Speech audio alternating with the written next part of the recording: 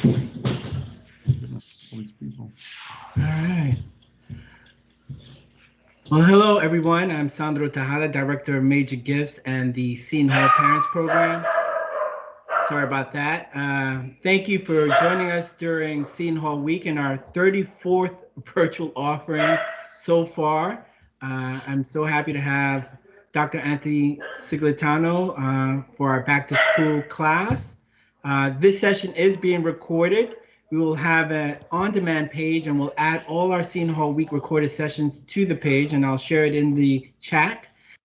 Please kindly mute yourself, and if you have any questions during this session, please use the raise your hand icon on the top right of your screen and use the chat feature to share your questions or hold your questions until our Q&A session. And I'm so proud to have Dr. Sciglitano. And Dr. Sciglitano, the floor is yours. Thank you. Thanks so much, and I'll use John Cavadini's phrase just to welcome you all as new friends, some old friends and some new friends. So really good to be with everyone here. And Sandro asked me to talk about the election and who you should vote for and things like that. That's right, Sandro, right? Is that what we're doing too? No. Oh no. Oh, I'm sorry. No, I'm sorry. That's not what we're talking about. We're talking about a much more cheerful topic, death. So that's going to be the topic for today. I teach in the religion department course called The Theology of Death. It's a new course. We just started doing it. And what I'm going to do is just share a PowerPoint and give you a sense for the early part of the course, really. This is a very early part where you saw the readings from Epicurus, 4th century BC, Greek philosopher from Athens, and Thomas Nagel, who taught in the 20th century and is still teaching. He's emeritus, but at NYU, so very well-known contemporary philosopher. And I'll just give you some of the context and some of the sort of basics of the course, and you can have an idea of what we do. And then any questions you have, we can just have a discussion. So that's going to be kind of the layout here. And of course, always feel free to sort of use the chat or jump in to ask questions. Happy to stop the lecture or whatever, the presentation at any time. Now let's.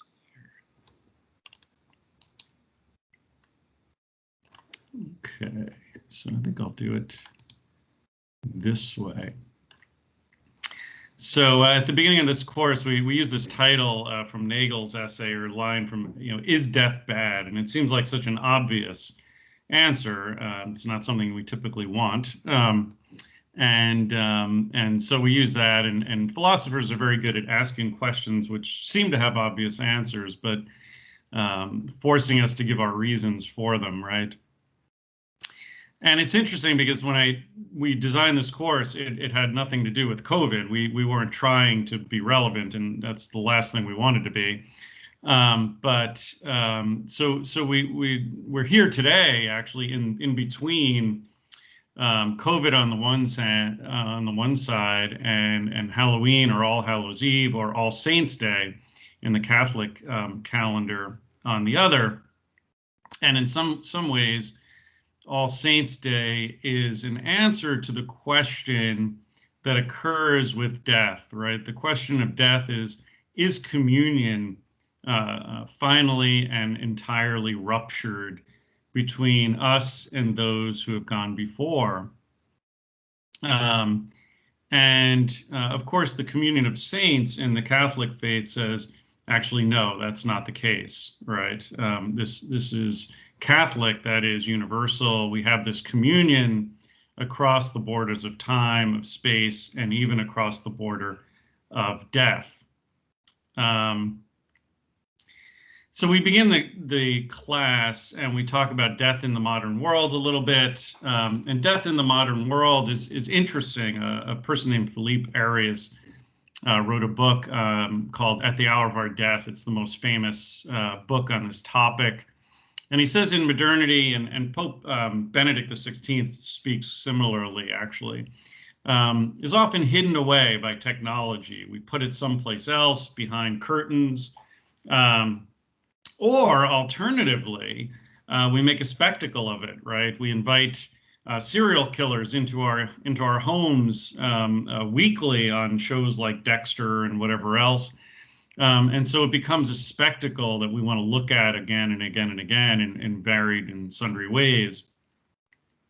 The preference in modern culture tends to be for a quick and painless and individual death. So often if you ask people, even, just friends and family, well, how do you want to go? They'll say, well, I'd like to go in my sleep, right? Or I'd like to go as I step off a curb, sort of bus comes and wipes me out and I never think about it again, right? It's just boom, gone.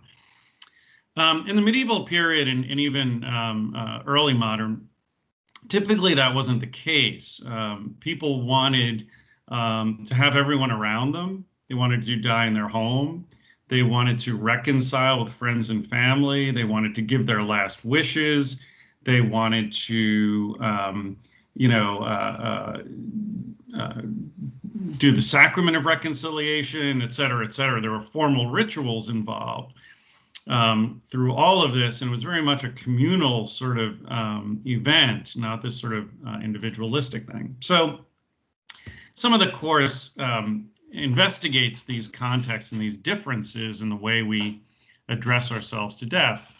The readings you had for today from Epicurus and Nagel come after the Epic of Gilgamesh, which is a story about a person seeking immortality, not only for himself, but for his friend, because his friend has died. And he's horribly mourning and grieving over this terrible loss of his friend and seeking immortality for that reason. And then it also comes before we get to the Christian readings in the course, and then ethical considerations of things like euthanasia and whatnot. So the major theme or question in the course is whether or not death is natural. And you're going to see Epicurus give a very definite answer to that question. Nagel is going to avoid it to some extent, but Epicurus gives a very clear answer. And just as importantly, how we talk about death tell us what we think about life. And that's going to be very evident in the Nagel in both readings. And so we'll get to that in a second. The term natural is one of these tricky terms. We always think we know what we mean by it, but it has many, many different meanings, and often they're unclear in the readings that we do or in our language. Natural, of course, can mean just what is usually the case. Oh, that's natural for him to be like that, right? He's always like that. It can mean in philosophy and theology that which is knowable by reason alone. But it also can mean what ought to be the case. We say something is natural when we think it ought to be the case, and unnatural when it ought not to be the case. There's a sort of moral, or what we call a normative meaning to the term as well. And that's really how I'm using it here. Is death what ought to be the case? We know it's usual. We can't say using reason alone that will always be the case. We believe it will be from our faith traditions and whatnot, but it certainly is usual. Here we have the beautiful painting of Raphael from the school of, it's called the School of Athens.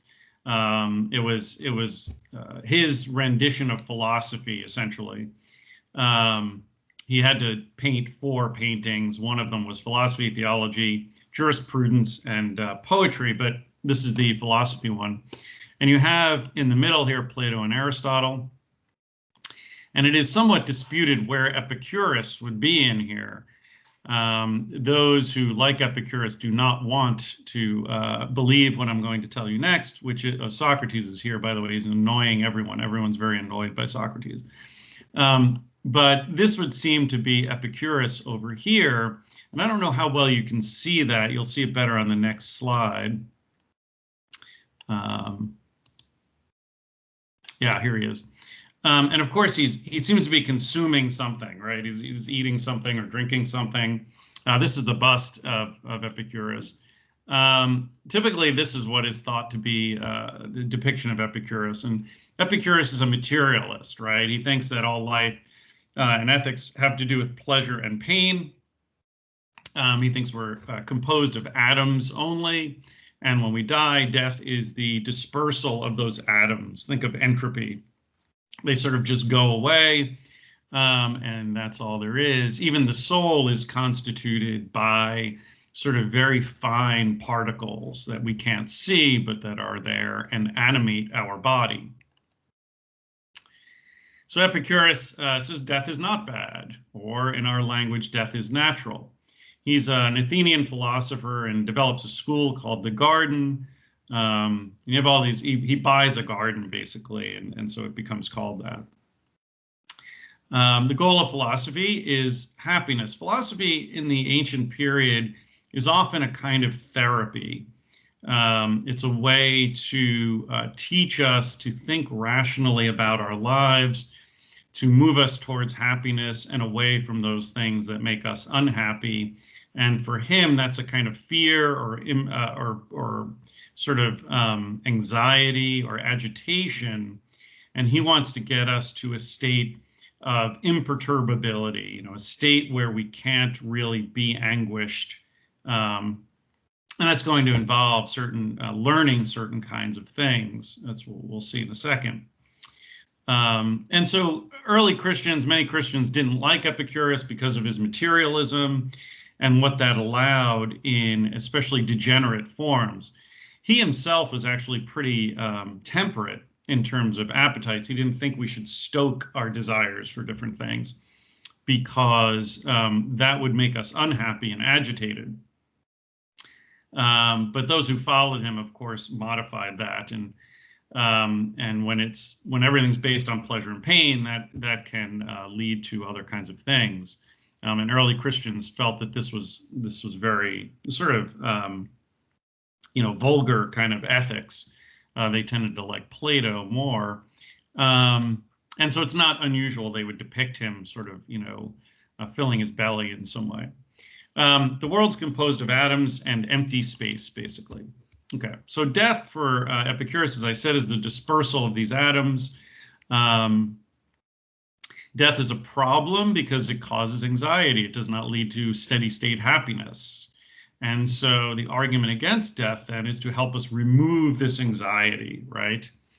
And he says worries about death are unfounded. While you are alive, you are not dead, right? So it's not a problem right now because we're living. Once you are dead, there's no you to feel pain or loss. And since everything has to do with pleasure and pain, and there's no subject to feel pleasure or pain, there's really nothing to worry about. So Hakuna Matata, enjoy your friends. Your friends are good because they keep you safe. And there may be some goodness in friendship itself, but mainly because it keeps you safe from threats of others. So his view of death has to do with his view of life. There's no afterlife, so no possibility of pain or pleasure afterwards. The individual is central to Epicurus, not relationship. And so that's going to be very important when you read Nagel or when we talk about Nagel. And we are purely material, so death is natural or entropic, right? We just sort of disperse, right? Entropy. Okay, why don't we go here before we even go on? I don't want to talk too much here, but I'll stop sharing for a moment. Are there any questions about this so far? Maybe we can do it that way. You can all turn your cameras on, right? Any questions so far? Is that pretty clear? No, it's clear. What was interesting to me, it's not a question, but more a comment. When you said, in the earlier times, how, death wasn't necessarily as hidden. It made me think of my brother-in-law, who's a native of Ireland. When he proposed to my sister, he used the old Irish way of proposing, which was, will you do me the honor of being buried with my people? That even in inviting to marriage, to recognize we are not for forever for this earth, and that It made me think of your, memento mori comment, and that in Ireland, his own home, there you go, his own home, that they're built with low windowsills, and that when his mother passed 2 years ago, her body was waked in the living room, and that it was passed out the window of that, so that the experience of death was truly just natural part of life, Right, Sorry. right. And so more a comment than anything. What's that? Just more a comment or reflection on what you were speaking of in terms of the philosophical background. And I was curious, how did this course come to be? What was the genesis for wanting to offer it to students? Oh, well, Dr. Troy came to me and asked me if I could do it. Basically, that was the thing. We wanted something for medical humanities, and we wanted to connect with what they were doing with our department and to support that. And so one of the interesting things about it are the people I have in there. One is studying to be a doctor and is doing clinicals, and so she has an obvious interest, and she's wonderful, really thinking about these things in a deep way. And one of the things I'm having to do is interview people, either funeral directors, religious leaders, medical professionals who deal with these kinds of things. And that assignment isn't done yet. We'll be getting that in about a month. But I'm really interested in seeing what they come up with, what they learn, and how people are thinking about this out there, right? And so so that was the origin. As I was thinking about it, I remembered that we wanted to connect with the medical humanities program and with philosophy and that stuff. So that's the origin. So yeah, like you say, I mean, there is when you say natural, you mean something to be expected, right? And so in Christianity, typically we would say death is not natural, right? Death is sort of the interruption of all the natural goods we care about due to sin, right? It's a sign of sin. It's a sign of evil in the world. And so it interrupts our communion with one another. It interrupts, life. It interrupts all the goods that we share in relationships, etc. And speaks to disintegration in a way. But also in the other sense, it is what we expect to happen, and we need to prepare for that. And so then, the idea in Christianity, at least, or Catholicism, is that we prepare by the way we live, right? That's the crux. And so but that's a different thing. That comes much later in the semester. So we're there now, but when we're doing Epicurus, it's a challenging argument in a sense that he makes, and Thomas Nagel takes it quite seriously. And so what Nagel does, and we don't need to go through it, but in terms of the PowerPoint, but Nagel says, look, I mean, if we're going to say death is bad, right, or death is lamentable, we need to ask why, and it must be because we consider life good, right? So we consider life good, and we consider life good in such a way that it becomes, or we experience as a tragedy when the possibilities and the relationships that are outstanding in a life get cut short. And that's why, we talk about it as bad. So where Epicurus thinks of death very individualistically and thinks of life very sort of materially, Nagel comes in and says, well, actually, life is about relationships. It's about time, right? And time to cultivate relationships, time to cultivate possibilities. And these are fundamentally experienced as goods. And so to the extent that we don't have this time, and this is cut short, and these relationships are ended, then of course we experience it as something profoundly troubling and difficult. But that means that we're fundamentally relational and fundamentally connected and fundamentally aware of our projects, our hopes, our aspirations, and our relationships, right? as opposed to the way that Epicurus is thinking about this. So those are the fundamental differences between the two. And I see Michelle Wary, anyone that raises animals, wait a second now. Sorry. Anyone that raises animals has a full understanding of the life cycle and its normalcy, right? So normalcy, where's Michelle? Is she here?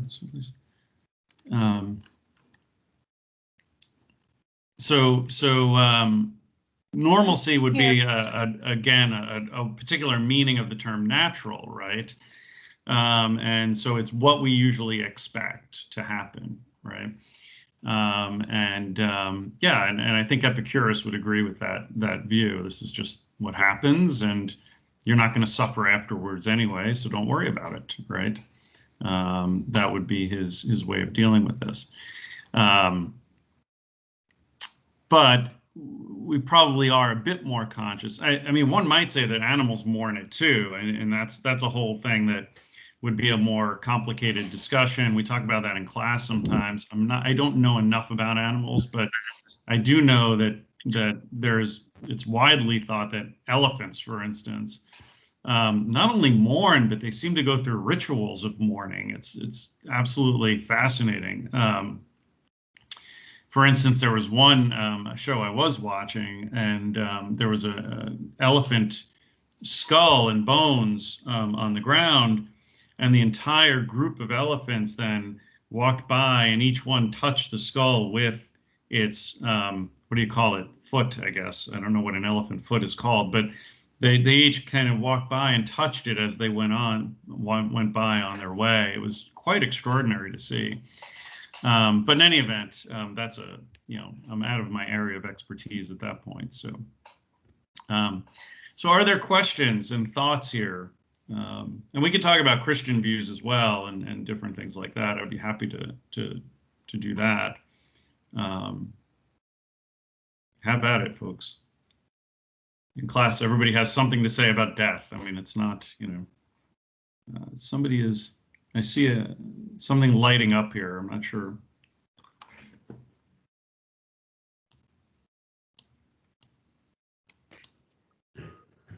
Georgiana. Oh, yeah. How's the class changed due to COVID? It really, I mean, it hasn't too much. Obviously, it gave it a certain urgency. They want to talk about it very much. And so we address that. Tara was talking about memento mori, which is this Stoic tradition that comes into Christianity, and remember that you are mortal, right? Is what remember that you shall die, right? And it has this long tradition. In a way, it was originally used when a Roman general would come into the forum and triumph. They would have a slave riding behind him. He would be in the cart, and the slave would be telling him to remember that he will die, that he's only mortal, he's not a god, right? To reduce pride or hubris or superbia, right? You get rid of pride, right, that way. But it becomes a kind of view of, remember to live well, right? Remember to live rightly today, because tomorrow could be the end, kind of thing. And that you're not God, and this kind of thing. So COVID certainly made that real, Georgiana, and for the students. And obviously the way we teach is different, and all of that. So the one student who is a medical student has had a lot of experience with people dying and things like that because of it, and she's been working in hospitals and things. So this was pretty important to her, to get a handle on some of these issues. So yeah, it hasn't changed the syllabus at this point, though. So we'll see as we go forward. The Walking Dead is a great show to deal with this stuff, by the way. The Walking Dead is ostensibly about zombies, but really about the fact that zombies are just death, right? That's all they are.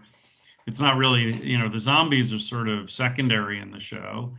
The zombies just remind people that, in fact, we're always in a place where death can invade, in a sense. And therefore, we have to think about how we're going to organize ourselves politically, socially, morally, you know, what's going to be okay, what's not going to be okay. So it's a kind of show about memento mori, I think, more than anything. That's right. Yes. Is that Julie Berkey? Yes.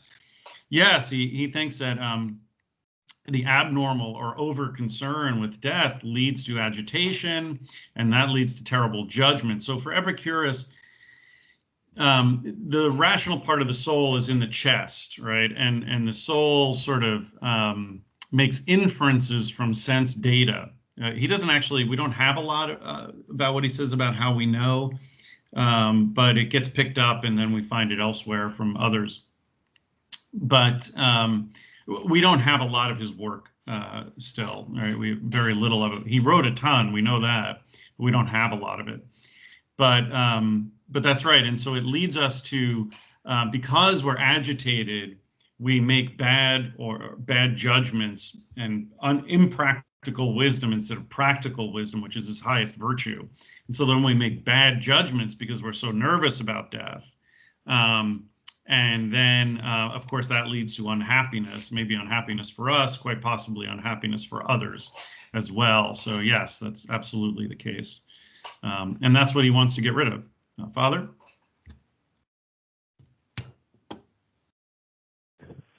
Maybe we're getting a little bit, maybe I'm getting us a little bit ahead of ourselves. I don't know, but just asking. Might be fake news, I don't know. But I know that I've read in recent years remarks by physicians and hospice people and others that they find it interesting that it's very often the people of faith who are most agitated and most worried and most upset as death comes, as opposed to the people who profess no faith. I wonder if that's come up anywhere in your teaching, in your research, or in just your life on the web and where elsewhere. I haven't noticed that, actually. I've seen some people say the opposite. I haven't seen that, and I'm interested in it, though. Is there any sense, Father, of why that might be the case? Are they worried about judgment? Is that the kind of, what's the, okay. Maybe, perhaps I'm reading into it, but yes, I think that is the subtext of it is that yes. Okay. There's an exit interview coming, and we're not quite certain how it's going to go. The terrible exit interview is very yes, and obviously this tells us how important theology is, right? To address that kind of issue, and address reconciliation, because the other fear, and Tara, I'll get to you 1 second, is, the bad part about, and sometimes we don't take this into account when people die suddenly, are all the unresolved issues left behind for the people who have who's in relation to that person. So we say, oh, it'd be best just to die quickly. Except that maybe you haven't reconciled to your parents, or your father hasn't reconciled to your mother, or et cetera, et cetera. And so now these people are left with guilt and left to pick up the pieces in these kinds of terrible situations. So I think the importance of reconciliation and community at that last moment is really, really extraordinarily important in these kinds of things. But and the medievals thought that kind of death was the worst kind of luck, right? It was terrible fate. It meant you were cursed in some sense to die suddenly and alone. And so we've really turned that over in a different direction. Tara? I was just going to say, I had posted in the chat about the illness and passing of my mother-in-law just in the midst of the beginning of the pandemic and then the midst of the pandemic, and a book that we encountered when we began hospice care that was really incredibly helpful. And it's written by a medical doctor, And he speaks of his mother's somewhat sudden passing from a cancer diagnosis and his father's passing just really from old age. And he quite beautifully talks about the, American perspective of, exceptionalism. And if we eat enough blueberries and we run enough 5Ks, we will outrun death, and he speaks about really making informed decisions and having meaningful conversations prior to where we found ourselves with my mother-in-law. And I wish that we had encountered this book when she was first diagnosed, because up through May, all through the pandemic, she was undergoing chemotherapy alone without our ability to be with her or visit her. And so making the decision to stop treatment really allowed her to do those types of reconciliation, to receive the sacraments, and she was cared for in her home by her own children. And 6 of her grandchildren saw her 4 hours before she died. Like really a beautiful death. That's fantastic. Yep. Because there was thinking about it and intentionality and discussion about it. And so I'm curious if that's part of what this course offers to students, because it helped me as a person in midlife with elderly parents to be thinking for myself, and then having a conversation with my parents. How do you want the end of your life to be, right? Right. Yeah. Just, that's where we're headed at the end of the course. That's right, exactly. And also just sort of the communion of saints is really, really important in all of this. The tendency in the modern period, especially philosophically, is that you die alone, period. And there's some truth to that. Even, a theologian like Karl Rahner would say, well, whether you're, trusting yourself in love to the mystery of beyond or you're not, there is a veil, right, over what is going beyond, right? And we all face that veil. We all face a sort of darkness. And we face it either in trust or we face it, in something else, right? Either resignation or fear or anger or whatever it's going to be. And so there is a kind of presence or neutral sort of experience that we're all going to have, right? Because even people of faith, it is faith after all.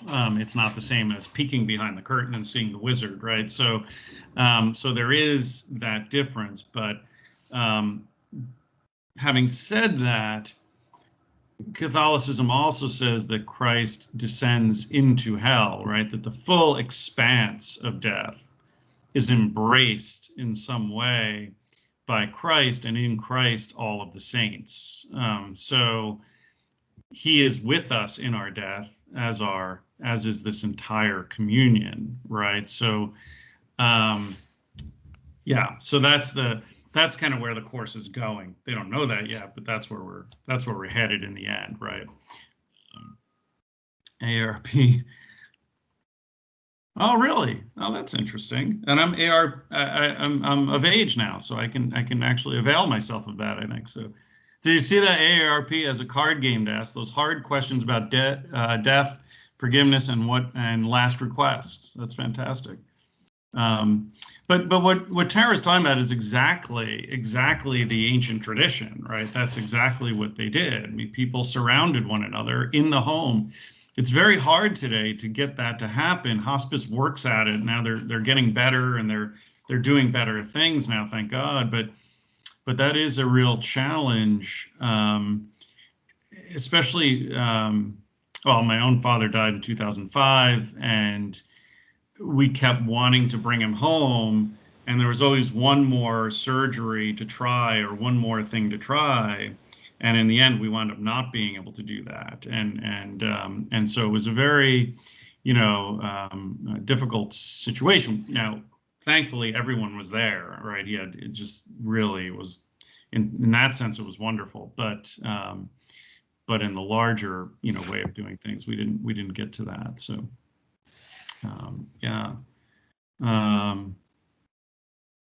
okay, who else wants to jump in here? I saw someone else, I thought. Okay, Tara, go ahead. Sorry, I had put my hand up and then I'm like, I'm talking too much. But so when you're speaking about the communion of saints, the morning of the day that my mother-in-law passed, she began speaking with my niece who was helping with her care. She began talking about she needed to change her dress. She needed to get dressed because she knew my husband was coming. And she wanted to get changed into the dress. And my niece was like, I can't change you into, a dress. It would be too complicated. And then when she passed away, my niece had this insight of actually what she was talking about was the dress that my mother-in-law wore the day that my husband and I were married, which is what she had shared she wanted to be buried in. Okay. But then I began to think of it as hours from passing to the Lord.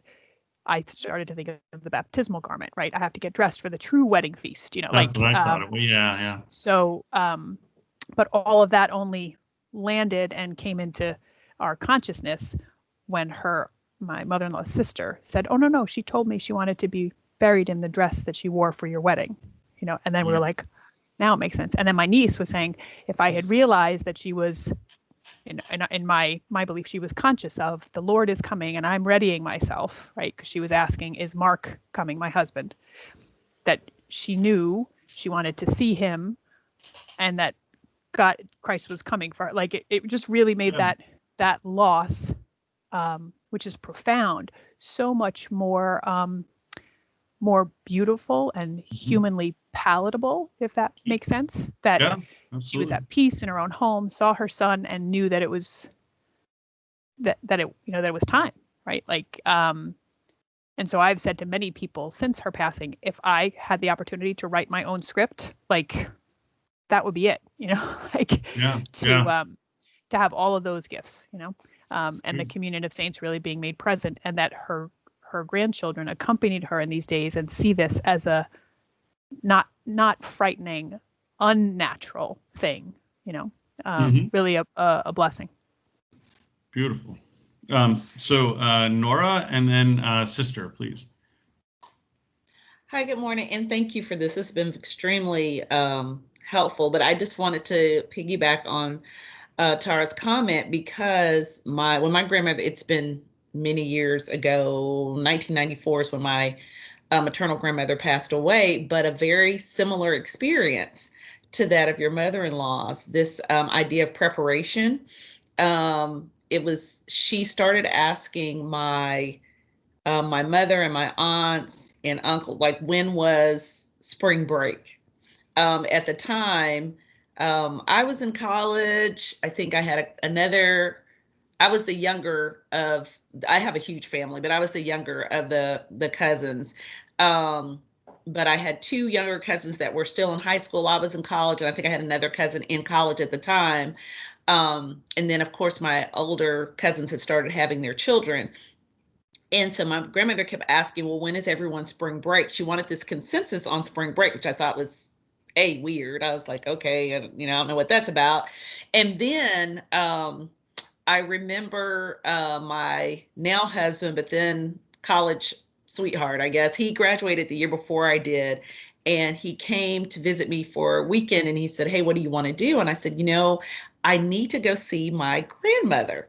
I just had this feeling, I said, I need to go see my grandmother. And when I went to see my grandmother, she was like, look, I need for you to give me a manicure, which I thought was also very odd. My family grew up on farms, so this is not, so I was like, you want me to do your nails? What are you talking about? But, I did her nails. And she said very hilariously, well, your mom is coming in a couple of days. I'll reserve my feet for her. And I was like, thank you. I appreciate that more than you know. But there was all this like, oh, I'm going to get my hair done, and I was like, what is really going on? And sure enough, spring break, she passed away very quietly, just and my cousin found her in the farmhouse. There was no, just still. And we had she had planned everything to the letter for her funeral. And we had it during spring break, like, so that which also is kind of funny because my grandmother was the kind of person like everyone needed to be there, and she wanted to make sure. But it was very much this idea of I've made peace with my life, and I know that I'm coming to that end, so I'm preparing, and in her own way kind of preparing our family. And it allowed for us to really be that whole time, because we're all available since it was spring break, we spent a lot more time together as a family, and we're able to resolve some issues. So I think you're right, Tara, in that kind of, hey, this preparation period. Yeah. Sister?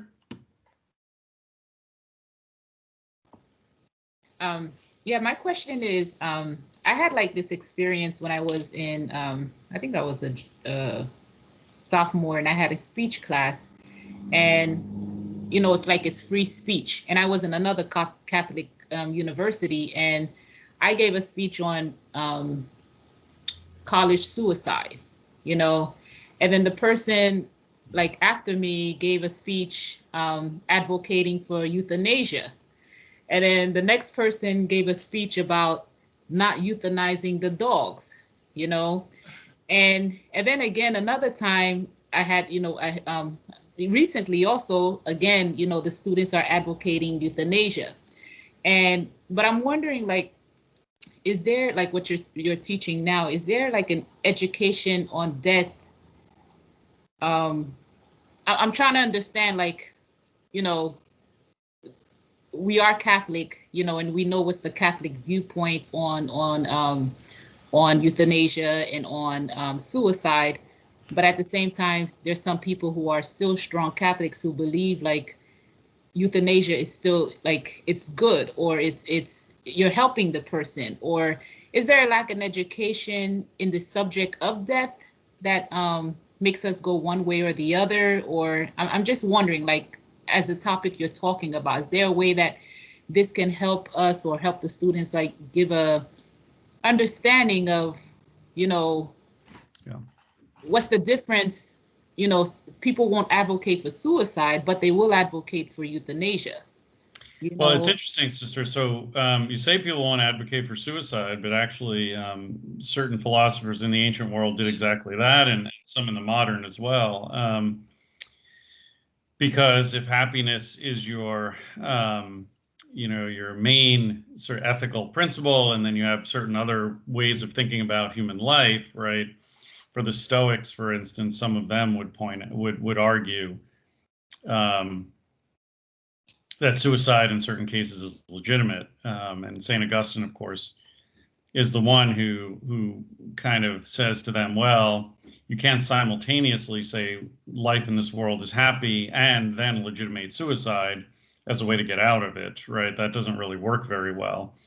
Augustine's solution, of course, was to say that we're only happy in hope in this life, and that we can expect to encounter suffering and pain.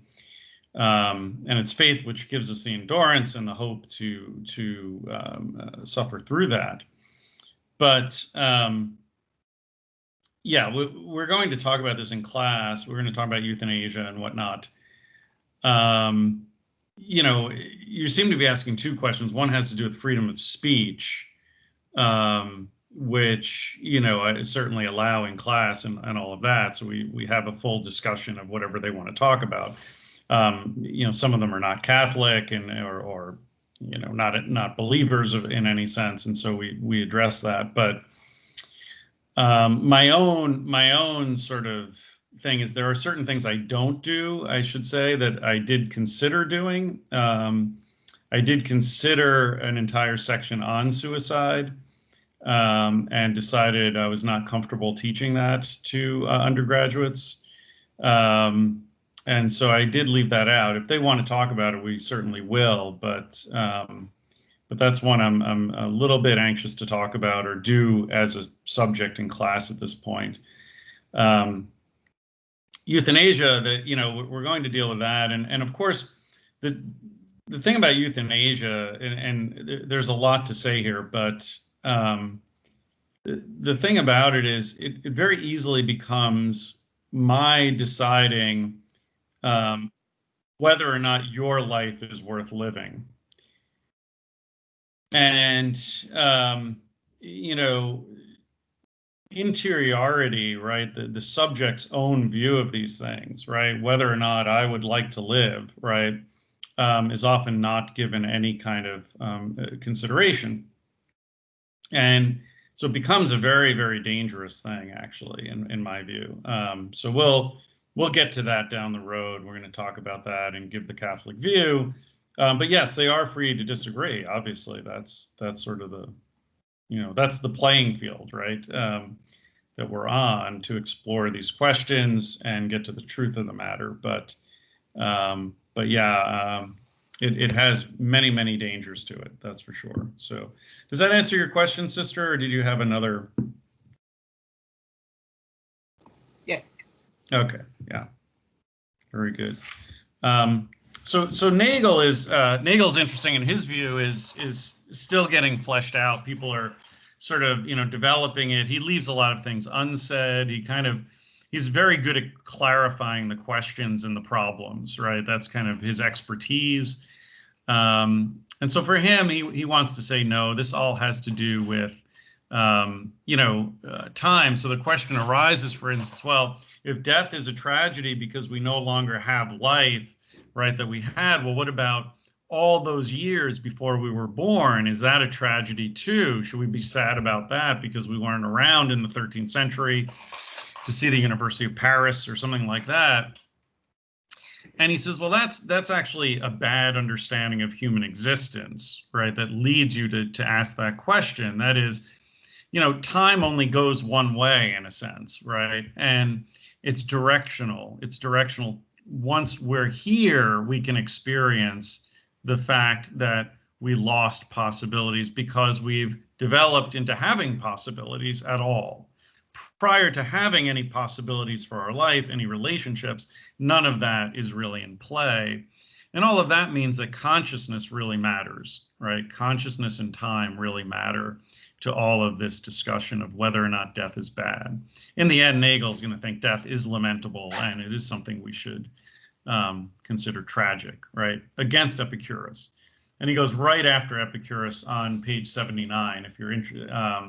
On 76, he articulates the Epicurean view. It just goes to show you, too, a 4th century BC argument, right, still has power today. This is what we understand when we don't cut ourselves off from tradition, that many of these questions are being wrestled with thousands of years ago, and they still have relevance. And so the human tradition, right, and Catholic tradition in particular tries to be capacious. We don't cut modernity off from the rest of history as if different human beings were born in the 18th century. But instead, we're connected to these people, the questions, the concerns that they had, and we can learn something from them, or at least wrestle with them. But 79, if you're interested, or if you read it, is where Nagel really goes after Epicurus, and that's where he'll argue against his position. He calls it Lucretius, but Lucretius was in the Epicurean school and develops him in something, on nature. So that's basically the Epicurean position. Lucretius loved Epicurus. He wasn't just he wasn't somebody who despised him and was just reporting his position, but he actually really revered Epicurus. So we're pretty confident this is a good representation of the view. And you'll see this on 79 pretty clearly. Okay, so if you're looking for that argument, you can take a look at that. I don't know, how much time do we have, Sandra? We have probably another 9 minutes. Okay. But go as long as you want. Somebody's asking a question here. I should point out the book I reference and no. Right. Yes, I assumed. Tara, could you put the title maybe in the chat? That would be great. What is the book you are speaking of? Oh, Julie, are you asking Tara that? I assume. No, I'm asking you. Oh, which one? Yeah, you're speaking of page 76? Oh, And 79. There's 79, and I don't know what book it is. I came in a little late if you mentioned it already. Oh, I'm sorry. I think Sandro sent out the articles. This is Thomas Nagel's essay, Is Death Bad? Okay, If you don't have it, I can send it to you. appreciate it. Be glad to do that. Oh, Sam Harrington. Okay. Okay. I'll attach it to And- the chat if that's okay, Tony. What's that? I said I can attach the article in the chat. Oh, that'd be great if you can do Yeah. that, Sandro. Yeah, that's excellent. Fabulous, thanks so much. You're welcome. Yeah, that's great. And so yeah, so he is going to object to the Epicurean view. Again, the key here is to remember that for Epicurus, this all makes sense. It's all coherent given a view of the human person as only constructed of atoms, merely a material being, and fundamentally all about sense, pleasure and pain, right? And so if those are your assumptions, so your assumptions about life have everything to do with how you think about death and vice versa, okay? All of those are going to be related. For Catholics, obviously, we think we're a soul, ensouled body or embodied soul. And so there's a lot more to think about here, right? There's a lot more to talk about when we're reflecting on what it means to us. But for Epicurus, that's all cut off, right? That's all limited. And Nagel is pointing out that even if you were to think that way, there's something deeply lamentable about death once you stop being so individualistic about it, right? So again, Nagel says, well, your philosophy, it's not only that you're thinking about death badly, but you're thinking about death badly, Epicurus, because you're not thinking about life fully, right? So again, death and life are fully associated with one another. And that's really the point that I'm trying to get them to see throughout the class. Thanks, Sandra. That's great. You're welcome. All right. So who wants the last word? I always give people in the class the option for the last word. It's a big moment, so it has to be a good one. Yeah, nobody ever takes it in class either. It's funny. All right, I'll go. Good. So my father-in-law used to say, I'm gonna live till I die. And the man lived a beautiful life till he was 95. He went to church every day. He was content. And my husband and I always say the same thing now as we're getting on years. We're gonna live till we die and enjoy our lives and enjoy our families. And I want to thank you, Tony, for today. It was excellent. Thanks, Georgiana. It's great to see you.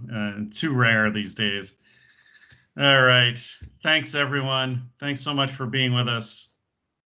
Old friends and new. Stay well. Thank you, Tony. Thank Be you. well, everyone. Be well.